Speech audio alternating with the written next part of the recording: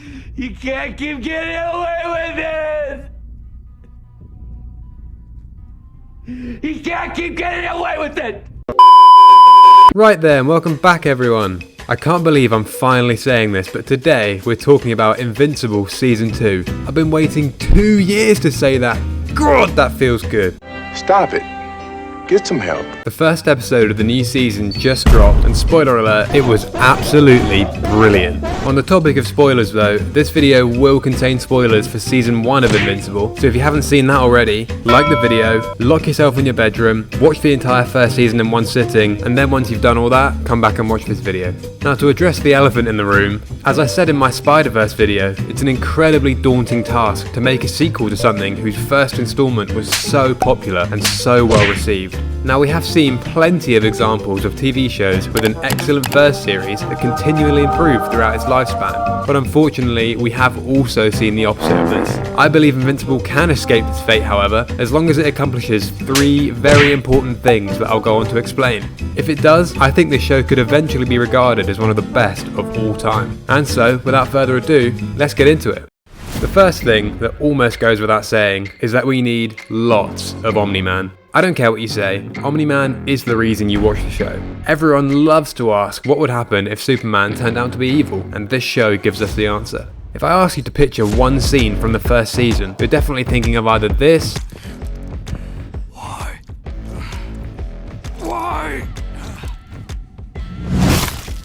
this, What will you have after 500 years?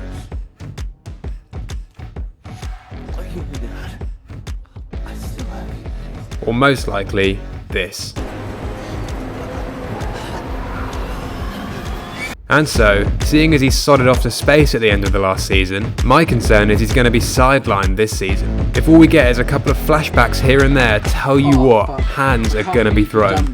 Now I don't actually think the writers of the show would be that stupid, with the amount of hype this character has around him from the previous season, coupled with his recent inclusion in the new Mortal Kombat game, to being voiced by the great J.K. Simmons. Even I could tell you not including him enough would be crazy, and I'm still not allowed to use scissors.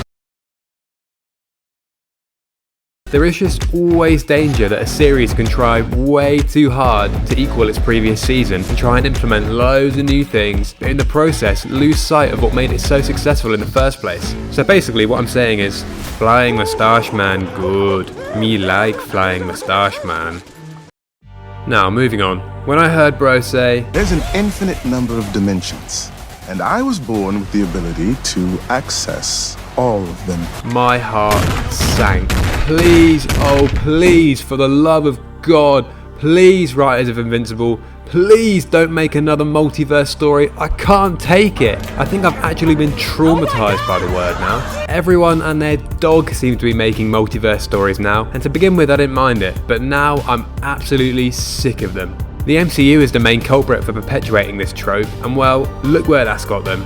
To quote the recent article that just came out, the MCU is in complete shambles. But that's a topic for another video, which coincidentally I've already made. Go check it out. Instead of yet another multiverse story, I would love to see the plot focus on Viltrum and also give us a closer look at how their history and backstory came about. The reveal at the end of Season 1, where we discovered the true Viltrumite goal of colonising the universe, was just so shocking. I just want to know everything there is to know about it. Like, no one could argue that those final episodes were the best in the season, so how could more of it ever be a bad thing? Like, how cool would it be if Omni Man came back and took Mark to Viltrum to meet his people and tried to convince him to join them? The brief look of Mark and Nolan working together that we got at the start of this new episode was truly terrifying, and so any continuation in that vein would have me hooked. But that's just what I think. I'd love to hear your guys' thoughts on potential storylines, so comment them down below. The final point I need to make is that the story has got to be perfect. Now I know, you could probably go and ask the local crackhead what does a TV show need to do well, and they'd probably tell you a good story, but please, just hear me out, I am going somewhere with this. I genuinely could not believe the absolute state of the release schedule for this season. When I saw the other day that Season 2 was premiering November 3rd, I was like, yeah boy. 8-hour binge session incoming. But then I looked and, oh wait, they're releasing weekly.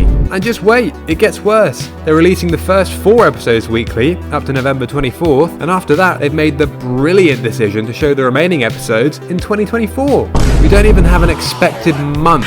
We've literally just got 2024. Now I don't mind series doing this sort of thing, but only when it's done right. The most recent season of Stranger Things was a good example of this. They delayed the release of the final 2 episodes by about a month, and it worked, because by the end of that month I was chomping at the bit to see the finale. That's what she said. And the reason it worked was because they built up the story expertly and gave just the right amount away where you were hooked but still left wanting more. So basically what I'm trying to say in a very, very long-winded way is that if Invincible wants to pull this off as well, they need to get the story bang on. If they're gonna edge us for an undisclosed amount of months, I better be satisfied by the end of it. And we know they're capable too. I still remember the entire storyline of the first season almost 2.5 years down the line. So let's all just hope and pray that they can do it again. They're on the right lines already, to be fair. Did anybody see that post-credit scene where Omni Man told you to like this video and subscribe, otherwise he'd spear tackle your nan? That was crazy. And with that, we've reached the end of the video. Thank you for watching, and I really hope you enjoyed it. If you did, why not check out this other video I made, where I watched and ranked every Martin Scorsese film.